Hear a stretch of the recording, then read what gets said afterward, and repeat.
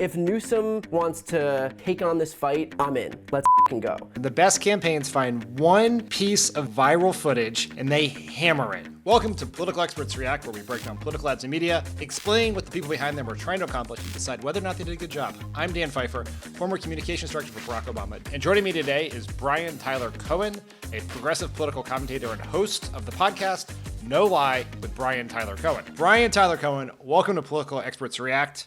Great to have you here. Thanks so much for having me. I appreciate it. Big fan of this show and the channel more broadly. And I would like to point out that you were wearing a Vote Save America shirt, which we very much appreciate here at Crooked Media. That's right. See, that's just professionalism right That's right. there. Wearing the concert t-shirt to the concert. Yes. All right. So today we're going to look at ads where the people who made the ad, it seemed like their explicit purpose was try to go viral. I wanted to have you on because you were one of the foremost experts in the Democratic Party about how social media works, how to get your message out there, how to get things to go viral. So thanks for being here.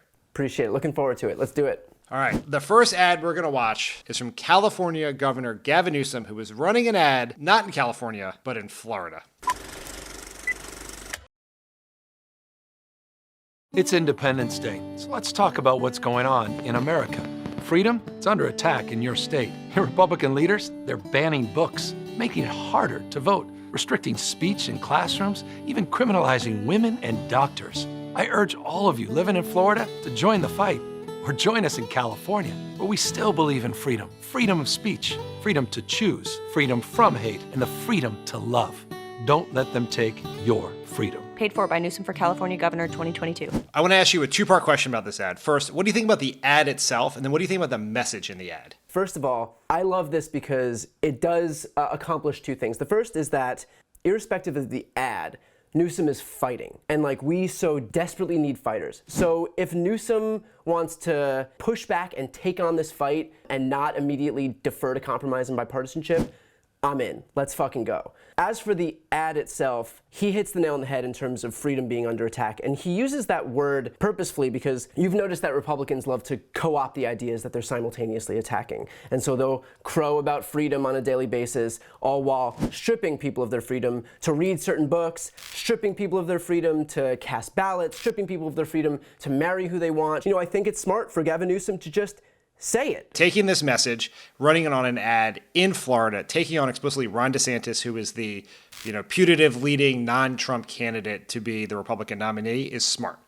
I don't think they spent a lot of money on this ad. I don't think it ran many times, but you and I are talking about it. It has gone viral. It has been the source of a lot of press coverage. And so that is very smart and good. And I think Newsom clearly understands the way you get attention is controversy and conflict. And so running an ad against Ron DeSantis does that. Republicans are leading with their chin on all of these quote unquote cultural issues. And too many Democrats are scared to take them on, right? And so every one of those issues has a 60, 70, 80% disapproval rating. So we should make them own it. So I think it's really smart. I'm going to channel my inner Dan Pfeiffer here, but these are fights that we should have because these issues, abortions, book bans, LGBT rights, voting rights, unite the Democratic Party and divide the Republicans. And so long as we keep pounding these issues, substantive issues, and not letting the GOP turn the next election into the usual circus of migrant caravans and socialism, then we have our best shot at winning. The next ad we're going to watch is from Herschel Walker, a Republican running for Senate in Georgia.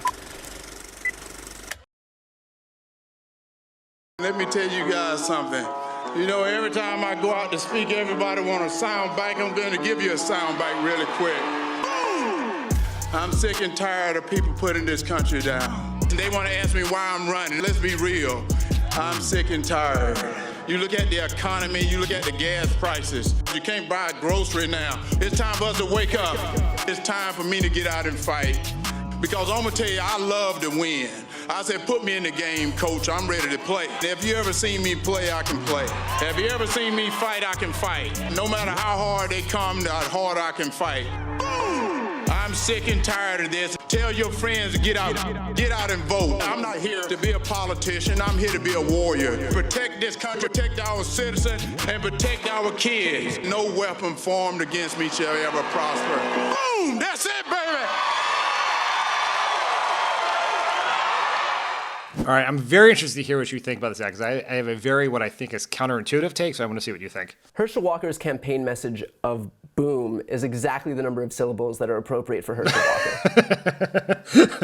I guess it's effective insofar as you're looking for raw emotional appeal and no policy whatsoever. And look, if you already support Herschel Walker, this is for you. It's a hype video. It's red meat for the base, but I'm not sure that anyone on the fence can watch this and actually believe that the guy whose plan is boom is going to author legislation to make their lives fundamentally better. This is inadvertently like a really good microcosm of the Georgia Senate campaign, because Warnock is hyper focused on legislation and working to make Georgians' lives better. He's co-sponsored or authored 71 bills and resolutions and amendments. And meanwhile, you've got Walker running on his college football record and saying quite literally nothing substantive. Like, he's just entirely empty calories. Herschel Walker is like if a Facebook comment section on a Dan Bongino video was sentient.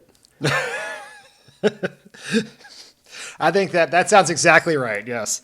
So yeah, I think the difference in this Georgia Senate race couldn't be more obvious. You hit the nail on the head when it comes to the problems with Walker's candidacy writ large. Like, he is a terrible candidate. Every time he is allowed to speak in public, he says something crazy. He's clearly been lying to his campaign about lots of things. Controversy seems to follow him wherever he goes. But what I think is good about it, and I think it gets to why you liked the Newsom ad so much, which is it's about fighting. I'm going to be a warrior for you. But that is one of the things that I think Trump really understood, and it's taken Democrats a long time to adjust for it, which is they want a fighter. They want someone who's going to advocate for them. And people are willing to put aside a lot of things that they may not like about the person or their record if they think that person's going to fight for them. There was a lesson to be learned here for some Democrats in this Walker ad. He and, like you said, Donald Trump understand the importance of, like, it's not necessarily just about what you can do, although I think that Warnock has proven by virtue of his record that he is fighting relentlessly for the people of Georgia, and I hope they can see that. You know, at the end of the day, for the same reason that I liked Newsom's, I hope they can see that this is about having someone that's willing to actually fight. All right, people. My producers, Elijah and Ben, are just merciless when it comes to the YouTube stats. They don't care about anything other than the metrics. It's pretty soulless, if you ask me. So I'm going to break their rules, and I'm going to do something crazy today. Yes, I want you to smash the subscribe button to the Crooked Media YouTube channel so you get every one of these episodes. But I also want you to smash the subscribe button for Brian Tyler Cohen's YouTube channel. Those of us in progressive media, not named Elijah and Ben, have to support each other. So smash both subscribe buttons. The last ad we're going to watch is from John Fetterman, a Democrat running for Senate in Pennsylvania.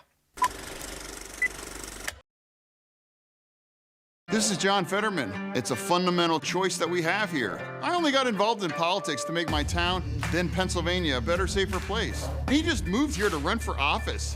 Dr. Oz moved in with his mother-in-law to qualify for the race. Do you want someone that's all about North Jersey? Look, he's not one of us. He says he'll fight for working people. Okay. Hey, Doc Hollywood, save your money. Pennsylvania is not for sale.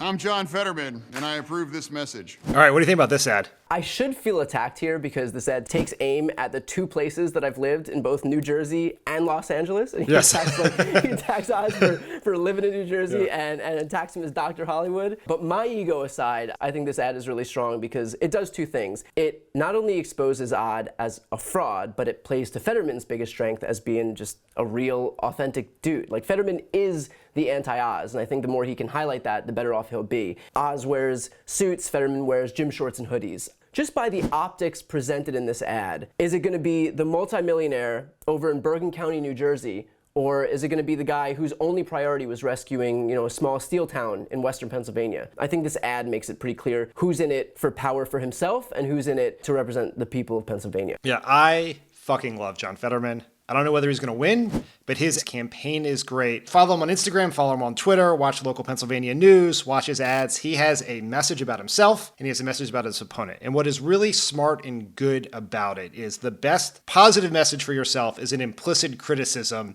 of your opponent, and the best negative message about your opponent is an implicit validation of why you should be elected.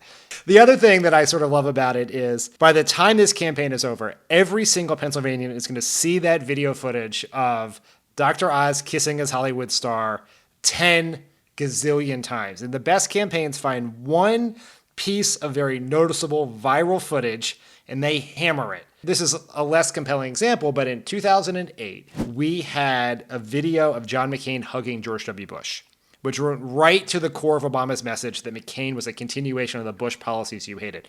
That little snippet of footage basically ended every ad we did. And I think if you have access to the internet or TV in Pennsylvania, you're going to see Dr. Oz kissing his Hollywood star. And so I think it is great. I mean, this guy has so many similarities to Donald Trump. I mean, he is a rich, pretend populist who comes from the entertainment world and, you know, kissing his star on Hollywood Boulevard. But I can't imagine a world where having those similarities is actually going to help someone like Dr. Oz in a state like Pennsylvania that's just so fed up and sick of Trump anyway. If you win a campaign like this, it can be a model for how Democrats should communicate going forward. And I think, like, not everyone can pull off what John Fetterman does. Of course, he is a very unique candidate, but I hope this becomes one of those stories of success that Democrats build their future campaigns on and their 2024 presidential campaign on, if that's the case. If you have these people who aren't afraid to be authentic, aren't afraid to like not use the poll-tested slogans and this and that, or look all buttoned up. I say that as someone who wears a suit every single day on his YouTube channel. But not today, yes. Not today. Today's Vote Save America. But you know, who aren't afraid to just be real and be authentic and